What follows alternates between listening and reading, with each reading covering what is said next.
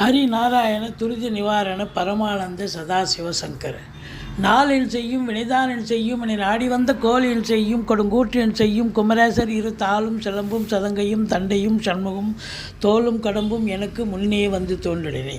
ஓம் அனுமந்தாய் வெத்மகே வாயு புத்திராய தீமகே தன்னோ மாருதி பிரச்சோத்யாத். உலகெங்கிலும் வாழ்ந்து கொண்டிருக்கும் ஸ்ரீராம் ஆஸ்ட்ரோ யூடியூப் சேனல் நேயர்களுக்கு டாக்டர் சைதை ராஜாவின் அன்பான வணக்கங்கள். நாம் இப்பொழுது இந்த எபிசோடில் வார ராசி பலன்கள் ஜூலை 13 முதல் 19 வரைக்கும் உள்ளடக்கிய நாட்களுக்கு கிரகங்கள் எப்பேற்பட்ட பலனை வழங்கப் போகிறது என்பதை பார்க்கலாம் வாங்க. இதுவரைக்கும் எங்கள் சேனலை பார்த்து கொண்டிருக்கும் அன்பர்கள் சப்ஸ்கிரைப் செய்யாதவர்கள் சப்ஸ்கிரைப் செய்து கொள்ளும்படி கேட்டுக்கொள்கிறோம். ரைட் சைடில் சப்ஸ்கிரைப் இருக்கும், பெல் பட்டன் இருக்கும், ரெண்டுத்தையும் ப்ரெஸ் பண்ணிங்கன்னா அடுத்த நொடியே எங்களுடைய வீடியோ உங்களை நோக்கி வர துவங்கிவிடும். வாங்க ராசிக்குள் செல்லலாம். கன்னி ராசி அன்பர்களுக்கு வணக்கம். கன்னி ராசி காலபுருஷனுக்கு 6வது ராசி. புத பகவான் ஆட்சி பெறும் வீடு. இப்பொழுது புத பகவான் கடகத்தில் இருந்து வக்ர நிவர்த்தி பெற்று மீண்டும் மிதுனத்துக்கு சென்றிருக்கிறார், தன்னுடைய வீட்டிற்கே சென்றிருக்கிறார். அப்போது புதன் வக்ர நிவர்த்தி பெறுவது மிக மிக சிறப்பு. இந்த ராசியில் என்னென்ன நட்சத்திரங்கள் இருக்குது அப்படின்னு பார்த்தீங்கன்னா, உத்திரம், அஸ்தம், அதாவது உத்திரம் 2, 3, 4 பாதங்கள், அஸ்தம், சித்திரை 1, 2 பாதங்கள் உள்ளடக்கியது. இதில் பார்த்தீங்கன்னு சொன்னால் அந்த உத்திரம் 2, 3, 4 பாதங்கள் இதில் சேர்ந்துருக்குங்க. சூரிய பகவானுடைய நட்சத்திரம். இதில் என்ன ஒரு ப்ளஸ்ஸு மைனஸ்ஸு, இந்த வாரம் நல்லது நடக்குமா கெடுதல் நடக்குமா, கிரகங்கள் நல்லது செய்யுமா அப்படின்னு பார்த்தீங்கன்னா, 10ஆம் இடத்துல 10 இருக்கான் ராசிநாதன்.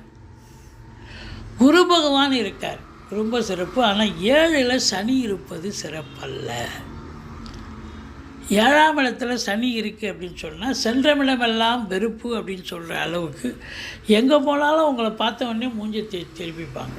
எங்கே போனாலும் சக்ஸஸ் கிடைக்காது, இல்லை அலைச்சல் இருக்கும், டென்ஷன் பரபரப்பு மந்திரிச்சு விட்ட மாதிரி இருக்கக்கூடிய ஒரு நிலை இருக்கும். ஏன்னா ராசியை சனி பார்க்குறார். தேக ஆரோக்கியத்தில் கூட அக்கறை தேவை அப்படின்னு சொல்லக்கூடிய நிலை இருந்த போதிலும் 10ல் குரு பகவான் இருப்பது மாபெரும் சிறப்பு. குரு பார்வை கோடி நன்மை. குடும்பஸ்தானத்தை குரு பார்க்குறாரு. அப்போ குடும்பத்தில் ஒரு நிம்மதி, சந்தோஷம், குதூகலம் நிச்சயமாக இருக்கும். நல்ல பண வரவு, பொருள் வரவு நிச்சயம். ஏன்னா தனகாரகன் இல்லையா, தனகாரகன் தனஸ்தானத்தை பார்த்தால் நல்ல பண வரவு, பொருள் வரவு இதெல்லாம் இருக்கும். உங்கள் சொல்லுக்கும் செயலுக்கும் மதிப்பு மரியாதை கிடைக்கும்.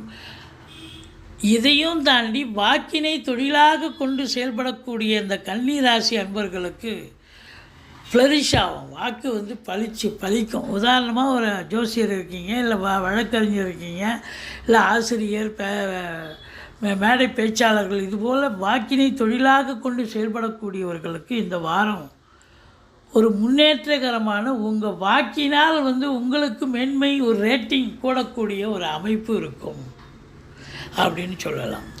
குடும்பத்தில் சுப நிகழ்ச்சிகள் நடத்துவார்கள். வெளியார் சுப நிகழ்ச்சிகளுக்கு சென்று விட்டு வர முடியும். நண்பர்கள் வட்டாரம், உறவினர்கள் வட்டாரம் வீட்டுக்கே வீடு களை கட்டக்கூடிய, சந்தோஷமாக இருக்கக்கூடிய தருணம் அப்படின்னு சொல்லலாம். கொடுக்கல் வாங்கல் சிறப்பாக செய்யலாம். 3ஆம் இடத்தை அதிபதி செவ்வாய் பார்வையிடுவதால் இளைய சகோதர பாவகம் உங்களுக்கு சிறப்பாக இருக்கிறது. அவங்களால அனுகூலம் உண்டு. மற்றபடி 4ஆம் வீட்டை குரு பார்க்கிறார். அப்போது 2ஆம் வீட்டை குரு 10ல் குரு இருக்கார். பதவி உயர்வு, ஊதிய உயர்வு, மற்றபடி தொழில் சிறப்பாக செல்லும், அற்புதமாக செல்லும். அப்போ சிறப்பாக செல்லுதுன்னா அப்போ 2ஆம் இடத்தை குரு பார்க்குறார். வருமானம், நல்ல வருமானம் வரப்போகிறது குடும்பத்தில் அப்படின்னு சொல்லலாம். அப்போ வருமானம் வந்தால் 4ஆம் வீட்டை குரு பார்க்குறாருன்னு சொன்னால் அப்போ அதுக்கு ஏதாவது செலவு இருக்கும் இல்லையா. பிள்ளைகளை உயர்கல்வி படிக்க வைப்பீங்க, வண்டி பழசை புதுசு மாற்றுவீங்க, இல்லை வீடு கட்டுறது, வீடு ஆல்ட்ரேஷன் பண்ணுறது, மனம் வாங்க, தோட்டம் துறவு வாங்க, ஃப்ளாட்டு வாங்க, ஏதாவது ஒரு வேலையை எடுத்து சக்ஸஸாக முடிப்பீங்களான்னா நிச்சயமாக சக்ஸஸாக முடிக்கக்கூடிய ஒரு தருணம் அப்படின்னு சொல்லணும். மற்றபடி அதே குரு பகவான் உங்களுக்கு 6ஆம் இடத்தை பார்க்குறாரு. 6ல் ராகு இருக்கிறது கொடுத்து வைக்கணுங்க. 6ல் ராகு இருந்தாலே சாதிக்க போகிறீங்கன்னு அர்த்தம்.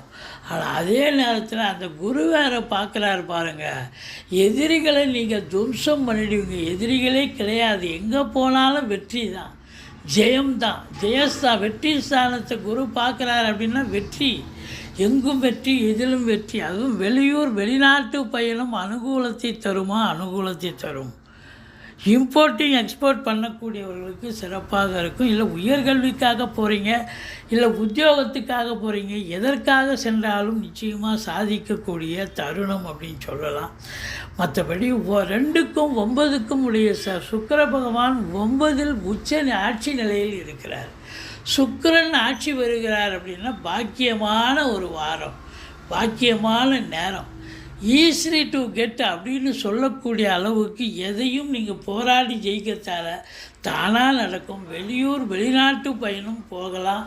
தந்தையால் அனுகூலங்கள், தந்தை வழி சொந்தங்களால் ஆதாயம், ஆன்மீகத்தில் நாட்டம் இருக்கும். ஆலய வழிபாடுகள் செய்வீர்கள், நன்கொடைகள் வழங்கி மகிழ்வீர்கள். 10க்குடைய புதனும் இருக்கான், குருவும் இருக்கார். அப்போது புதனுடைய ஆதிக்கம் நிறைந்த பத்திரிகைத்துறை, மீடியாத்துறை, எழுத்துத்துறை, ஆசிரியர்கள், பேராசிரியர்கள், இலக்கியவாதிகள், சொற்பொழிவாளர்கள், ஜோதிடர்கள், டாக்குமெண்ட் ரைட்டர்ஸ், இன்னும் இருக்கக்கூடிய புதனுடைய ஆதிக்கம் நிறைந்த அன்பர்கள், சினிமா இண்டஸ்ட்ரியில் வேலை பார்க்கக்கூடிய கலைஞர்கள், டெக்னீஷியன்கள், எழுத்தாளர்கள், எடிட்டர்கள், கேமராமேன்கள், அத்துணை பேர்களுக்கும் இந்த வாரம் சாதிக்கக்கூடிய ஒரு நேரம். 10ல் குரு இருக்கார், தொழில் விருத்தி அடையும்.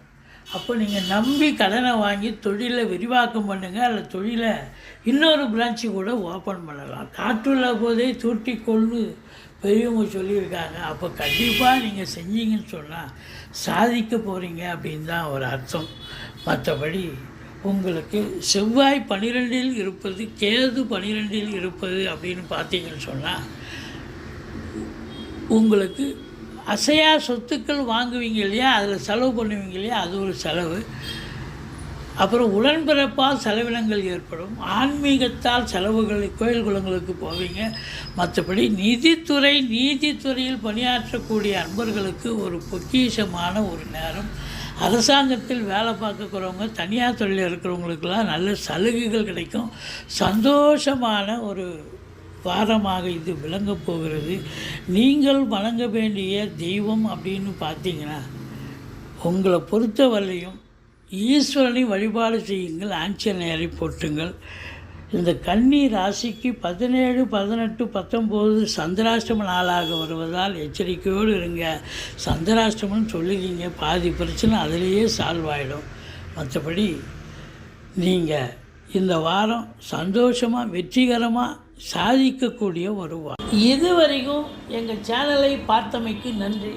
எங்கள் வீடியோ பிடிச்சிருந்தால் லைக் பண்ணுங்கள், ஷேர் பண்ணுங்கள், சப்ஸ்கிரைப் பண்ணுங்கள். மறக்காமல் சப்ஸ்கிரைப் பண்ணுங்கள். நன்றி. வாழ்க வளமுடன்.